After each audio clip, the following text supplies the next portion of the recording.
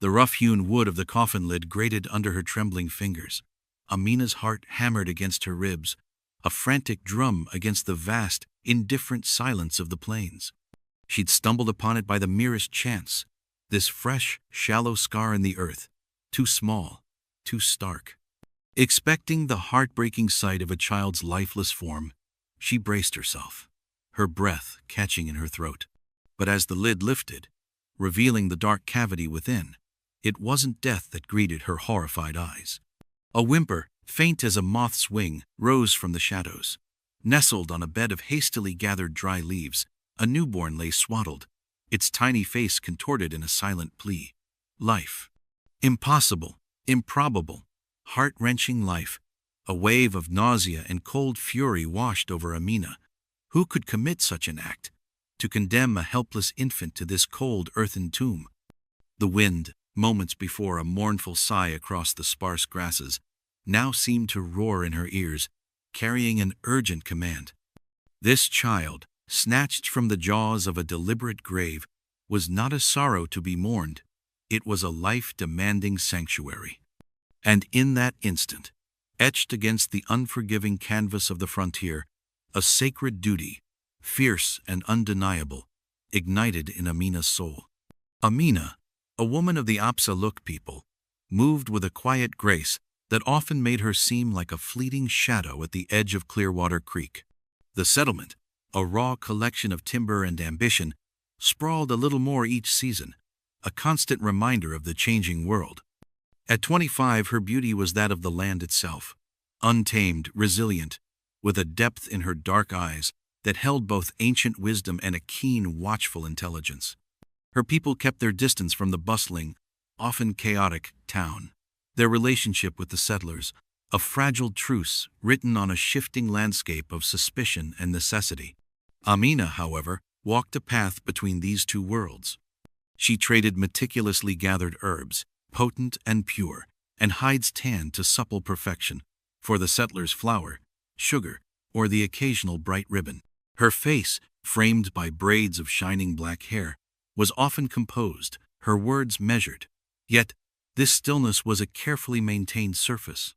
Beneath it, her senses were perpetually alert, cataloging the nuances of Clearwater Creek, the furtive glance of a nervous newcomer, the boisterous laughter spilling from the dusty spur saloon that never quite masked an undercurrent of violence, the weary lines on a homesteader's wife buying thread. She'd learned that survival often lay in understanding what was not said, in seeing the currents beneath the ripples. A deep-seated sorrow from her own past, a loss whispered only to the spirits of the mountains, had carved within her a profound empathy, especially for the vulnerable. But it had also forged a core of unyielding strength. Clearwater Creek was a crucible. Here, hope and despair wrestled daily under the harsh sun. Before this fateful day, Amina had observed many of its inhabitants, her gaze often lingering on the Miller family. Thomas Miller, earnest and hard-working, seemed increasingly burdened. His wife, Sarah, once known for her gentle smile, had become a pale whisper of her former self, her eyes clouded with a deep, unspoken grief. And then there was Alistair Finch, Thomas's uncle. Finch was a man who wore his East Coast tailoring like armor, his polished boots treading the dusty boardwalks with an air of detached superiority. Amina had seen him with the Millers often, his hand often on Sarah's arm in a gesture that looked like comfort but felt like possession. His eyes, the color of a winter sky, seemed to absorb everything and reflect nothing. An instinct, old as the hills, had always made Amina wary of him. There was a coldness about him, a calculating patience that chilled her more than the fiercest blizzard. She had often wondered about the nature of the shadow he cast over the Miller household, never imagining how deeply, or how monstrously, it was intertwined with a life yet to be found. The initial shock of finding little Sparrow, as Amina would come to call her, gave way to a precise, urgent assessment. The baby was cold, her cries weak, but she was alive. The swaddling, though soiled from the damp earth, was of good quality linen, soft to the touch. The coffin, though crudely nailed, was new pine. This wasn't the desperate act of a destitute mother. This was something else, something colder. Carefully, Amina lifted the infant, cradling the fragile warmth against her own body. She scanned the desolate surroundings. Only the sigh of the wind and the distant call of a hawk broke the silence. No fresh tracks but her own, and those leading to this spot, already blurred by the persistent breeze. Whoever had left this child here had done so with chilling intent, expecting the earth and the elements to quickly claim their victim. Amina's camp was a secluded haven, nestled amongst cottonwoods by a whispering stream, a place her people had used for generations, far enough from Clearwater Creek to offer peace, yet close enough for her to observe. Back within its shelter, the weight of her discovery truly settled. Revealing the child to her tribe would bring a storm of questions. Who were its parents? Why was it abandoned? Was it a bad omen? The Apsaluk revered life, but the circumstances were dangerously ambiguous. And the settlers, if they found her with a white infant, accusations would fly as swiftly and deadly as arrows. Child stealer. Worse. Yet, the image of that tiny, helpless form in the crude coffin, the faint, trusting warmth of the baby now nestled against her, overrode all fear. This was not a choice, but a calling. A life had been entrusted to her, plucked from the very edge of oblivion. She would protect little Sparrow. She would uncover the truth. And she would do it alone, until she understood the full measure of the darkness she had brushed against. Her quiet life of observation was over. A path of dangerous action had just begun. She named her Little Sparrow. The name came to her as she watched the infant's tiny chest flutter with each breath, as fragile and as determined as the small birds that nested in the eaves of the world. Amina's knowledge of healing was profound. She prepared a thin broth of crushed elkhorn and specific nourishing roots, coaxing droplets between the baby's lips with the tip of her finger. She kept Little Sparrow warm with soft rabbit furs, her touch gentle, her voice a low, soothing hum as she sang ancient Apsaluk lullabies. Days bled into nights. Under Amina's tireless care, a fragile strength began to bloom in Little Sparrow. The bluish pallor receded, replaced by the soft pink of health. Her cries, though still small, grew more insistent, her tiny fists uncurling to grasp Amina's finger. But with each passing day, the gnawing question of the child's origin grew louder in Amina's mind. The fine linen of the swaddling cloth was a persistent clue. And then, examining the rough interior of the discarded coffin more closely in the daylight, her sharp eyes caught it, a tiny splinter of wood, and caught upon it, almost invisible, a single, minute thread of faded blue silk, the kind used for delicate embroidery. This was no ordinary homesteader's stitchery. This spoke of leisure, of refinement, of a life far removed from the daily struggle for subsistence that marked most in Clearwater Creek. Her thoughts returned to Sarah Miller, to the fine needlework she had occasionally seen the younger woman engaged in, her fingers moving with a practiced grace even as sorrow etched her features. Amina knew she had to venture back into Clearwater Creek, not just for supplies, but for answers. Each visit was now fraught with a heightened tension. She moved with even greater caution, her senses stretched taut. She needed to observe Alistair Finch more closely, to understand the dynamics within the Miller family. She saw Finch one afternoon outside the mercantile, his voice smooth and condescending as he dismissed a local rancher's concerns about water rights. His eyes, when they briefly swept over Amina as she passed, were like chips of ice, dismissive yet unnervingly perceptive. She felt a prickle of danger, a sense that this man was capable of great cruelty if it served his purposes. She began to piece together fragments of conversation overheard near the Miller Ranch, where she sometimes gathered specific herbs that grew only in the richer soil there. Whispers of a terrible loss, of Sarah's inconsolable grief. Once, hidden by a dense thicket, she saw Thomas Miller emerge from his house, his shoulders slumped, his face a mask of despair. Alistair Finch followed him out, placing a heavy hand on Thomas's shoulder, his expression one of perfect, somber sympathy. But Amina, watching from afar, saw the fleeting glint of something else in Finch's eyes as he steered his nephew towards the barn. A look of control, of satisfaction. The blue thread seemed to burn in her pouch.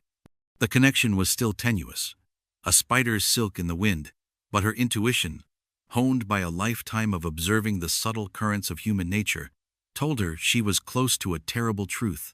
The air around Alistair Finch felt cold, like the earth of a premature grave. The whispers started subtly, a sidelong glance from a shopkeeper, a conversation that abruptly ceased when she approached. Alistair Finch was a man of influence, his wealth a spiderweb entangling many in Clearwater Creek. He had heard the unsettling rumor: an Apsaluk woman, known for her solitary ways, had been seen lingering near the very stretch of desolate land he had chosen for his dark deed. The midwife he'd hired, a woman with shifty eyes and a desperate need for coin, had sworn the child was dead, barely breathing when born, and would not last the hour. Finch had paid her extra for her silence and her immediate departure from the territory. He'd constructed the crude box himself, ensuring it looked like the work of someone with few resources, and had overseen its swift, unceremonious burial under the cloak of twilight. A tragic stillbirth, he'd announced to a grief-stricken Thomas and a shattered Sarah, an unfortunate act of God. But this talk of the native woman, it was a loose thread, and Alistair Finch detested loose threads. They had a way of unraveling even the most carefully woven plans. His ambition was a patient predator. With Thomas and Sarah childless, their immense grief expertly managed and amplified by his constant sympathetic presence, Finch foresaw a future where the vast Miller holdings, the fertile land and thriving cattle herds, would eventually fall under his capable, controlling hand.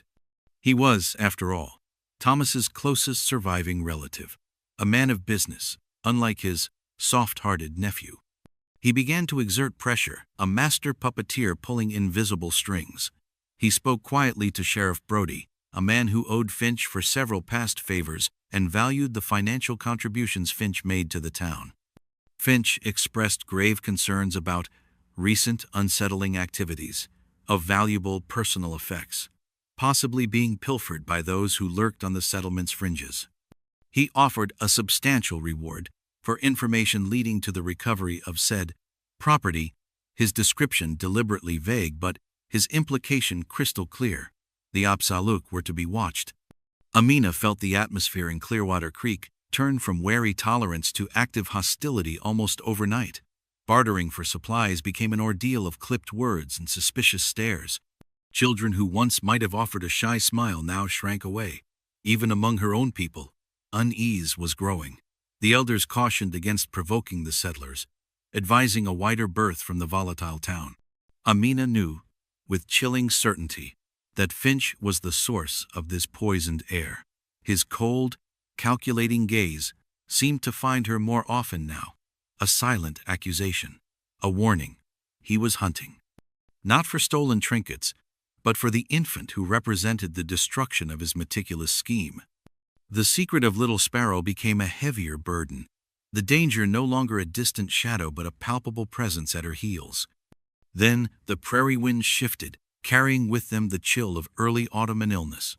Little Sparrow, despite Amina's devoted care, developed a hacking cough. Feverishly hot, her small body trembled, her breaths becoming shallow, rasping struggles. Amina's potent herbal infusions, remedies that had cured countless ailments, seemed to have no effect. Panic, cold and sharp, pierced through Amina's usually unflappable composure. The child was fading. To bring her into Clearwater Creek, into the very den of the wolf who was undoubtedly searching for her, was a terrifying prospect. But to watch Little Sparrow succumb, to fail the sacred trust placed upon her, that was unthinkable. The desperate cries of the infant tore at Amina's soul, forcing her towards a choice that could mean salvation or utter disaster.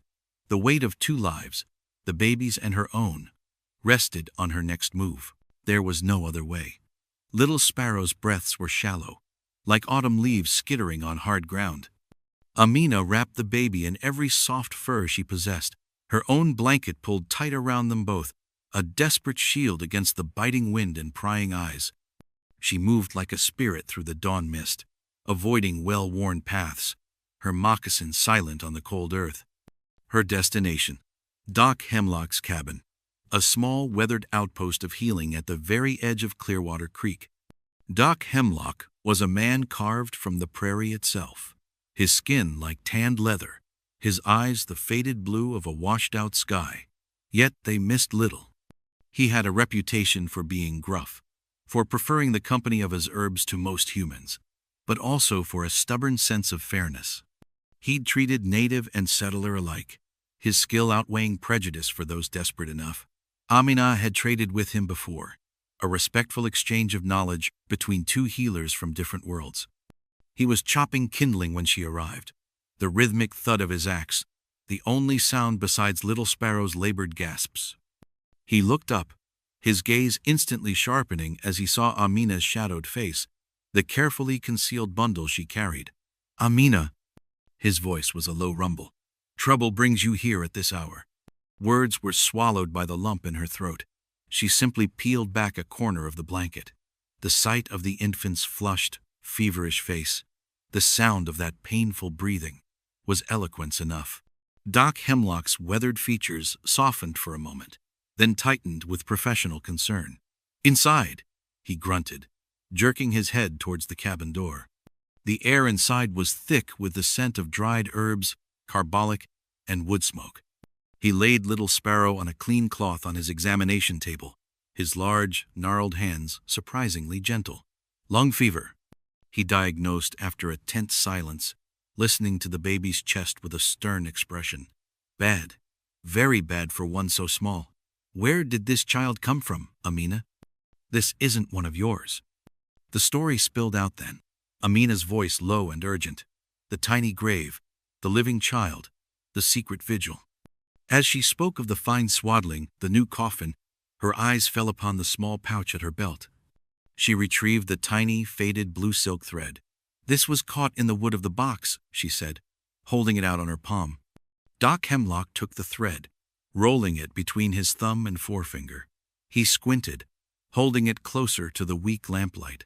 His breath caught. "Bluebells," he murmured almost to himself. Old Man Hemlock hasn't seen that particular stitch in years. Not since. His eyes, suddenly sharp with a dawning, terrible recognition, met Amina's, Sarah Miller. Her mother taught her that stitch. She used to embroider everything with these little bluebells, towels, pillowcases, baby things. He sank onto a nearby stool, the thread still in his hand. "Sarah Miller," he repeated, his voice heavy.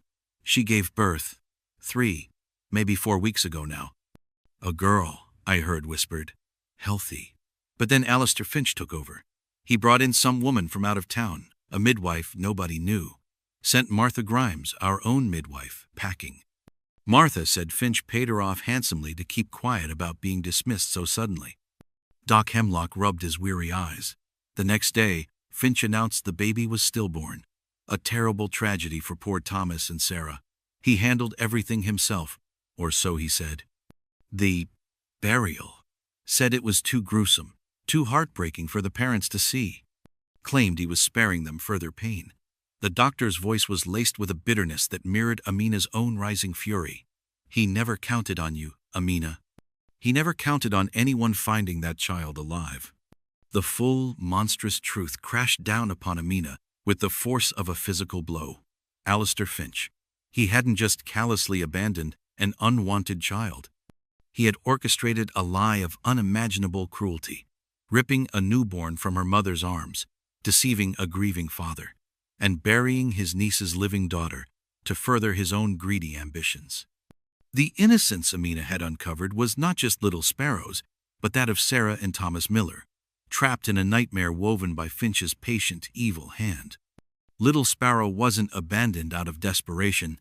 She was stolen by calculated malice. The sacred duty Amina had accepted by that lonely grave now burned with the white-hot intensity of righteous justice. This was no longer just about saving a life. It was about restoring a family, exposing a villain, and shattering a web of lies. Little Sparrow would not just survive.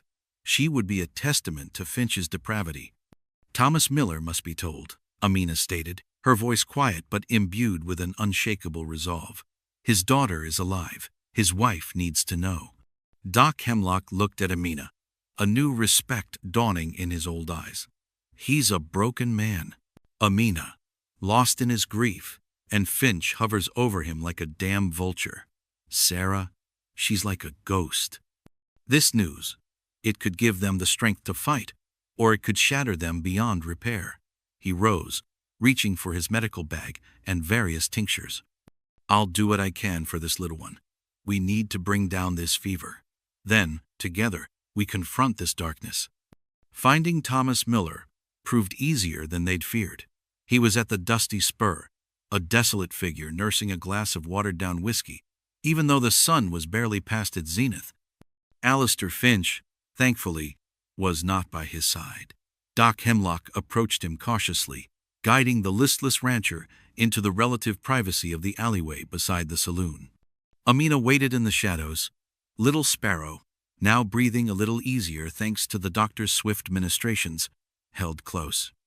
The doctor's words were gentle but direct, laying out the stark facts. Amina's discovery, the identifying bluebell stitch, Finch's suspicious actions surrounding the birth, and the supposed stillbirth. Thomas listened in stunned silence, his face paling, disbelief warring with a flicker of horrified understanding. His eyes, when they finally lifted to meet the doctor's, were wide with a pain that went beyond grief. Then Amina stepped from the shadows. Wordlessly, she pulled back the edge of the blanket, revealing Little Sparrow's sleeping face. Thomas stared, his breath catching in a ragged gasp.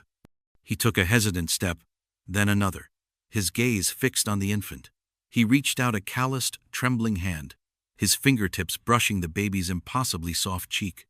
A single tear traced a path through the dust on his face, then another. A choked sob tore from his throat. My girl?" he whispered, his voice raw with a maelstrom of emotions. The resemblance was faint, an echo in the delicate curve of her ear, the tiny bow of her lips, but it was there, his child, alive, stolen from him. A fire, banked by weeks of manipulated grief and despair, roared to life in Thomas Miller's eyes. The vacant look was gone, replaced by a terrible, righteous fury. "Finch!" he choked out, his hands clenching into fists. "That devil! He will answer for this. He will answer to me." The broken man was gone. In his place stood a father ready to reclaim what was his. They didn't plan a public spectacle, but news, like wildfire, has a way of spreading in a place as tightly wound as Clearwater Creek. As Thomas Miller, his shoulders squared and his eyes blazing, strode towards the mercantile with Doc Hemlock at his side and Amina walking slightly behind, a silent guardian holding the sleeping Little Sparrow, a curious crowd began to gather. They sensed a reckoning was at hand. Alistair Finch emerged from the mercantile, a ledger tucked under his arm, an expression of smug satisfaction on his face as he concluded some business with the proprietor.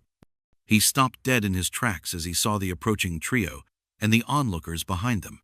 His eyes, sharp and calculating, darted from Thomas's thunderous expression to Doc Hemlock's grim countenance, then finally snagged on Amina and the telltale bundle in her arms. For one fleeting, almost imperceptible moment, Finch's mask of cool arrogance slipped. A flicker of raw panic, quickly suppressed, crossed his features. He drew himself up, his lip curling. "Thomas, nephew," Finch began, his voice like smooth, cold oil. "What is the meaning of this unseemly gathering, and in such company?" His dismissive glance towards Amina was heavy with contempt. "This is my daughter, Alistair," Thomas's voice boomed, cracking like a whip, silencing the murmurs of the crowd. He pointed a shaking finger at Little Sparrow. "The daughter you told me was stillborn. The daughter you condemned to a cold grave, alive." A collective gasp rippled through the onlookers. Finch attempted a derisive laugh. "Grief has clearly unhinged you, Thomas. This is a pathetic, cruel charade, orchestrated by this savage." He waved a hand towards Amina. "No doubt looking for a handout, preying on your sorrow." But Amina stepped forward, her gaze locking with Finch's, fearless and unwavering. "This child was found in a coffin you had made, Alistair Finch, left to die. The cloth she was wrapped in, it was Sarah's, stitched with her bluebells. Her voice, though not loud, carried with absolute conviction, cutting through Finch's bluster. At that precise moment, as if summoned by the intensity of the drama, Sarah Miller appeared, drawn from her shadowed house by the raised voices and the palpable tension in the town square. Her eyes, wide and haunted, scanned the crowd, then landed on the infant nestled in Amina's arms. She froze, her hand flying to her mouth. A sound, a keening cry of disbelief and dawning, impossible hope, tore from her throat. She stumbled forward, her gaze locked on little Sparrow. "My baby?" she whispered, her voice trembling. "Can it be my baby?" Doc Hemlock moved to stand beside Amina, his presence a bulwark of credibility. "Alistair Finch hired an outside midwife, Sarah," the doctor declared, his voice resonating with righteous anger. "He told you and Thomas your child was dead before either of you could see her. He arranged the burial himself. He lied to you. He deceived you all." Sarah reached Amina, her whole body shaking. She peered at little Sparrow's face, her own tears now flowing freely. Recognition, mingled with indescribable pain and a burgeoning, fierce joy, illuminated her features. "It is her!" she cried, her voice breaking with emotion. "Oh, merciful God, it is truly her." Amina gently, reverently, placed little Sparrow into her mother's outstretched arms. The raw, visceral power of their reunion, a mother embracing the child she thought lost forever, silenced the entire square. The sight of Sarah clutching little Sparrow, weeping and laughing at once, was a testament more powerful than any accusation. The mood of the crowd, initially uncertain, now shifted with palpable fury towards Alistair Finch. His face was ashen, his composure shattered, his carefully constructed world collapsing around him. He looked from side to side, seeking an escape that wasn't there. Sheriff Brody, his face like granite, pushed his way through the throng. He had seen and heard enough. The evidence of Finch's duplicity was undeniable, written on the tear-streaked faces of the Millers and in the unwavering testimony of the doctor and the Opsaluk woman. "Alistair Finch." Sheriff Brody's voice was cold steel. "I think you and I need to have a long talk down at the jail." The collective sigh of satisfaction from the townsfolk was almost audible as the sheriff firmly took Finch by the arm, leading the disgraced, sputtering man away. Justice, frontier style, had arrived. The days that followed were a balm to Clearwater Creek's raw wounds. Little Sparrow, whose true name was found to be Hope by her parents, blossomed under the loving care of Thomas and Sarah Miller. Laughter, a sound long absent, once again echoed in the Miller household, a beacon of resilience that touched everyone in the settlement. Their gratitude to Amina knew no bounds. They offered her wealth, land, a permanent place of honor in their home.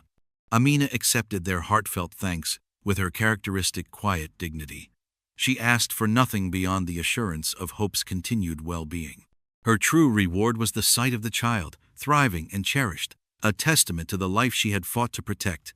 Alistair Finch's reign of deceit was over. His reputation lay in ruins. His ill-gotten influence vanished. He faced the full measure of frontier justice, stripped of his holdings, and was eventually driven from the territory, a broken man whose name became a byword for treachery. The events had irrevocably altered the fabric of Clearwater Creek. The townsfolk regarded Amina with a newfound respect, even admiration. She was no longer merely the solitary Opsaluk woman from the fringes, but a symbol of courage, integrity, and an unshakable moral compass. A fragile bridge of understanding had been built between two disparate communities, forged in the shared fire of confronting a profound injustice and witnessing the triumph of good. The deep-seated suspicions didn't evaporate entirely, but a space had been cleared for something new to grow. Amina returned to her life, to the whispering winds and the silent wisdom of the plains. But she was not the same. She had faced the darkness in a man's heart and had not yielded. She had answered a sacred call, and in doing so, had not only saved a life but had mended a shattered family.